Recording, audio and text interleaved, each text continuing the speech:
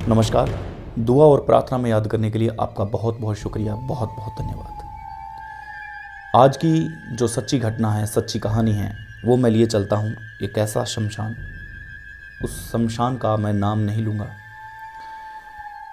सुदेश राजस्थानी की चैनल पे ही वो वीडियो जिंदा है। उसका डिस्क्रिप्शन में लिंक मैं आपको अवेलेबल करवा दूँगा। तो अगर वो कोई वीडियो देखना चाहे तो डिस्क्रिप्शन के लिंक में जा कर के वो वीडियो देख सकता है। रात का समय था, करीब हमें 1 बजे शमशान घाट में जाना था। हम सिटी से निकल जाते हैं, एक शहर के अंदर से हम निकल जाते हैं। शहर के बाहर शमशान घाट नहर के किनारे। अब मैं और एक मेरे साथी, हम 2 जने जो साथी थे वो कैमरामैन का रोल निभा रहे थे उस दिन। आमतौर पर हॉरर लोकेशन पे जब भी मैं जाता तो मेरा जो भी कैमरामैन वो मेरे साथ नहीं जाता था और ना ही मैं उसको लेके जाता था, क्योंकि डेंजर लोकेशन है और डेंजर लोकेशन में हो सकता है कि हालात ख़राब हो जाए। ऐसे में मैं मेरे कैमरामैन को कभी नहीं लेके जाता। हम एक सड़क के किनारे पैदल चल रहे हैं। कम से कम 200-300 मीटर की वो दूरी थी नहर के किनारे। बीच में एक ऐसा पेड़ आता है, सूखा हुआ पेड़। वहाँ पर दिन में हमें ये बताया गया था, क्योंकि जब भी हम हॉरर लोकेशन, हॉन्टेड पैलेस, जब भी हम उसको एक्सप्लेन करते थे तब हम दिन में वहाँ जाके आया करते थे। वो पेड़ था, उस पेड़ पे बताया गया कि यहाँ पर 2 लोगों ने अपनी फांसी लगाई हुई है। दिन में तो कुछ ऐसा अजीब लगा नहीं। अब रात का 1 बजे का समय और उस पेड़ के नीचे से हम निकल रहे हैं। सर्दी के अंदर हमारे पसीने निकल रहे हैं। उस पेड़ के नीचे से हम जा रहे हैं। कुत्तों के भौंकने की आवाज़ें, एक सनसनी हुई आवाज़ें हमारे कानों में गूंज रही हैं। हम शमशान के गेट के बाहर थे। शमशान के गेट के अंदर पहुँचे। शमशान के गेट के अंदर पहुँचते ही हमने सुबह बात कर रखी थी मसानी बाबा से कि हम रात को इस प्रकार से इन्वेस्टिगेशन करने आएंगे कि क्या शमशान के अंदर भूत रहते हैं या फिर नहीं रहते। तो हमें परमिशन मिल गई थी और हमें यह बता दिया गया था कि आप यहाँ पे आइए, कोई दिक्कत नहीं है, मैं आपके साथ चलूँगा। लेकिन जब हम आए थे दिन में तब वहाँ कोई दिक्कत नहीं थी, यानी कि वहाँ पर कोई चिता नहीं जली हुई थी। लेकिन जब हम रात को आए तब बाबा को हमने उठाया। बाबा सर्दी में उठे। बाबा की पत्नी ने चाय बनाई। उसी शमशान में वो एक मकान में रह रहे हैं। चारों तरफ शमशान और सामने एक चिता की जलने की हमें कुछ हल्की हल्की आग दिखाई दे रही है। मैंने बाबा से प्रश्न किया कि बाबा, ये आग जलने की कहाँ से, ऐसा प्रतीत हो रहा है कि कोई आग जल रही है। बाबा ने कहा कि हाँ, आज शाम को 4:30-5 बजे एक बॉडी आई थी, उस बॉडी का अंतिम संस्कार किया गया है। हमें और ज़्यादा डर लगने लग गया था।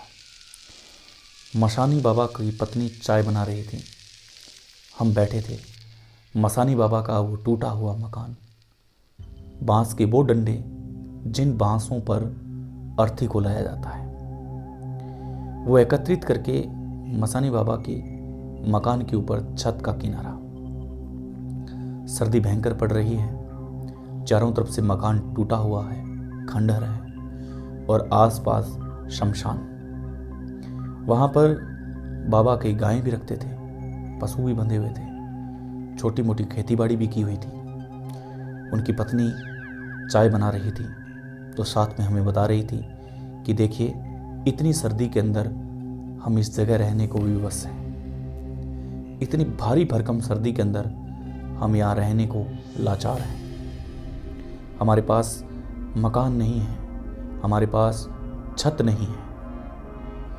वो बांस के डंडे जो अर्थी के साथ आते हैं वो हम निकाल करके इस छत का जुगाड़ करते हैं। जैसे जैसे वो इस बातों को बता रही थी, हमें अंदर से बड़ा डर लग रहा था। हमने चाय पी। रात को 1:15 का समय हो चुका था। अब बाबा हमारे साथ चलने को तैयार थे। बाबा ने एक हाथ से टॉर्च उठाई। उनकी एक लंबी चौड़ी दाढ़ी पाजामा और कुर्ता पहना हुआ, बांस का डंडा हाथ में, और बोले कि चलो। हम चलने के लिए उत्साहित थे। हम चलने के लिए बहुत ही खतरनाक तरीके से अग्री थे। एक मेरे साथी नए तहसीलदार थे, नायब तहसीलदार के पद पे थे। वो भी उस वक्त, उस दिनों मेरे साथ थे। हम जब निकल पड़ते हैं वहाँ से, हमें थोड़ा डर लग रहा है, लेकिन हम एक दूसरे को बता नहीं रहे। हमने कैमरा ऑन किया, माइक ऑन किया। बाबा हमारे आगे आगे चल रहे हैं। बाबा से हम बातचीत कर रहे हैं कि बाबा, शमशान घाट में क्या होता है? क्या बाबा, शमशान घाट में भूत होता है? बाबा कहते हैं कि नहीं, ऐसी कोई बात नहीं होती। मेरे लिए तो ये शमशान घाट ही मेरा घर है। धीरे धीरे हमारे कदम उस चिता की ओर जा रहे थे जहाँ हमें जलने जैसा कुछ प्रतीत हो रहा था। वहाँ अब उस चिता में से कुछ आग थी जो जल रही थी। बाबा ने हमें वहाँ बिठाया। हमने वहाँ देखा, चारों तरफ एक सुनसान, कुत्तों के भौंकने की आवाज़ें, चारों तरफ कुछ नहीं है, बस हम चले जा रहे हैं। अब उस शमशान घाट में एक ऐसा डिपार्टमेंट था जहाँ पर छोटे बच्चों को, शिशुओं को दफनाया जाता था। उसका एक अलग से गेट खुलता था। उसके अंदर बहुत बड़े बड़े बूजे थे, बहुत बड़े बड़े घास के पौधे थे।